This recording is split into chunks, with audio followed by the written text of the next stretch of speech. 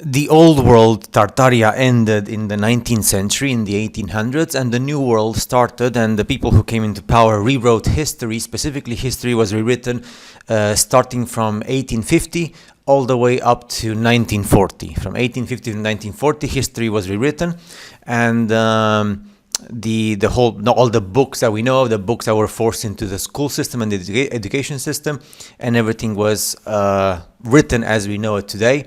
Unless you wanted to explore things by yourself with the vestiges that we are allowed to still see. The old world was ruled by the benevolent, what we call the Tartarians. That's how we know about them. I don't know, maybe they have a different name.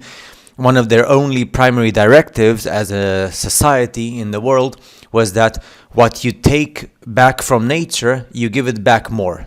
So you take something from nature, you give it back more. This is like the principle of equivalent interchange, right? So their nature was based on this principle of being in a constant relationship with nature in terms of like the energy. The extremely similar, even identical structures, buildings that we see throughout the world, all the continents and pretty much the big majority of the countries today. It means that the same technique was used everywhere to construct, which means that they had the same common language and were all related in common thought, intention, and design. Because the buildings we see everywhere in the world are the same. They had healing centers for both men and animals. They had passive relations with all life because according to their own system, they advanced their way of thinking to be in harmony with everything. And probably that's one of the reasons why they were not eating food, I guess, and they were able to live off the ether. The flag of Tartaria was the griffin. Now the griffin, even though today you say griffin and people think about mythology, the griffin was a real animal. It was part human, part eagle, part lion, and part androgynous bull, which means that the griffin could have been also a genetic experiment, combining the DNA of human, eagle, lion, and bull, or it could have been also a fabrication with technology. That we do not know. What we do know is that on the maps and legends that we have from those ancient old world times, we also have on the maps writings and drawings of centaurs, flying turtles, and unicorns. Now we call these things mythology and fantasy, but what if it was something to do with organic beings or technology that looked like that? So these are the two possibilities. Now, the entire Tartarian population, people, they disappeared. We don't know if everything was destroyed or some of them just evacuated as well. It is said, you can draw some conclusions to the fact that the same technology that they were using for good was used against them to destroy the entire culture and erase their existence from all the modern history books of today. That's why we see all these things with the fires that took place and the technology with lasers and zeppelins and earthquakes and everything else, which is done by technology. If you look carefully at the photos and images of that era of the 1800s, you will see massive buildings, huge buildings. That meant, which means that there were hundreds of millions of people, maybe even billions of people, of Tartarians around the world, that just vanished. Now, I don't know if they were eliminated or they evacuated and they went to a different continent. They say that the same technology that they were using with electromagnetic force, which was meant for the good and for healing, but it can also be used for destruction. So who used it? If somebody used that technology against them, that I do not know. What we do know is that we find millions of bones buried under cities and massive insane asylums. And that's a fact. And many of the places, many of the asylums were destroyed. I guess that's just to cover up the evidence, to destroy the evidence. And also many of the cities, you're not allowed to explore the underground cities, the underground beneath the cities, because we would find, besides technology and buildings and everything else, we would find dead people, millions of bones. And yeah, that's something. I mean, Paris is a very good example. We don't know. We also have the whole stuff about no adults during the 1800s, and lots of children, which we called orphans. And we do know now, because of the documents that were disclosed, that in the 1800s and all the way to the 1900s, children were shipped around the world, and they were used for labor and other purposes. And also, there's many of these places where they had crematories and large graveyards on the sites. And even up to this day, we're not allowed to explore many of the graveyards to see how many people were buried there. And it's like really spooky and daunting. Therefore, the question arises, if they had the same buildings and the same structures everywhere in the world, it means that they had a common language, because you cannot build the same structures if you don't communicate in the same language. And this is where the Tower of Babylon comes into place, and stories that unfortunately I cannot link them yet because it's just I'm of the lack of knowledge. What is true, though, is that our languages today, they're very recent and they're very new. Our languages we speak as a human species in all the countries in the world, they're very new.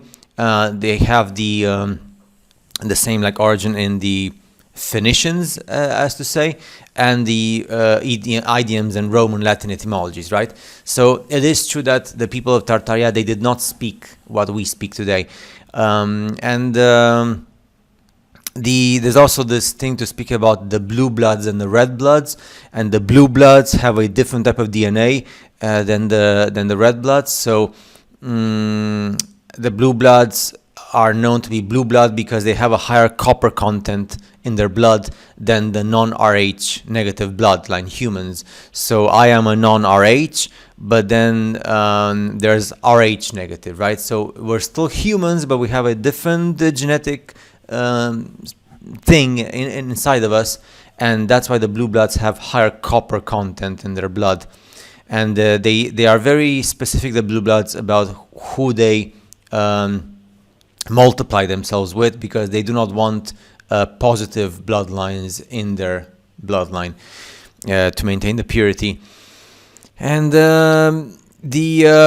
once the new forces came into the world in the 1800s, so we see the 1800s was the shift of the world power.